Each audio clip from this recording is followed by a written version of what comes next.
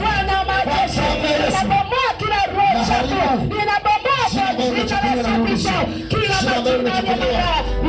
Ninarudisha kwa jina la Yesu.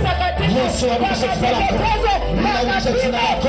Maisha yako yarudishwe. Maisha yako yarudishwe. Katika jina la Yesu. Baba Mungu Mwenyezi, ameinua mikononi mwako msichana huyu. Wewe ni Mungu unayebadilisha kila majina aliyobadilishwa juu yake. Ninafuta majina mabaya juu yake. Ninafuta majina mabaya juu yake.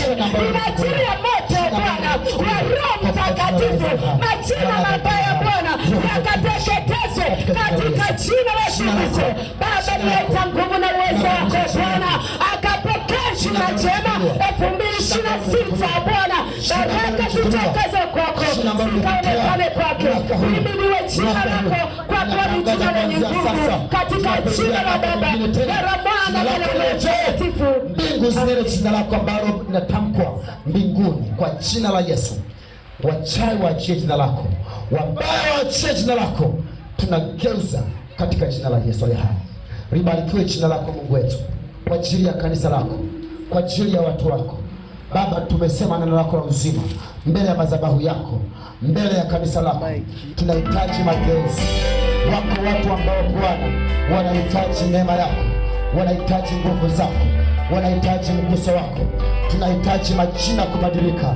Jina letu la mahali hapa Gilgal Kasharu, tunaomba jina la kanisa libadilike kama mlivyotoa mwanzo kwenye kanisa la udongo. Tunaomba jina liendelee kubadilika. Liko mbele ya madhabahu yako, naomba jina la hapa libadilike.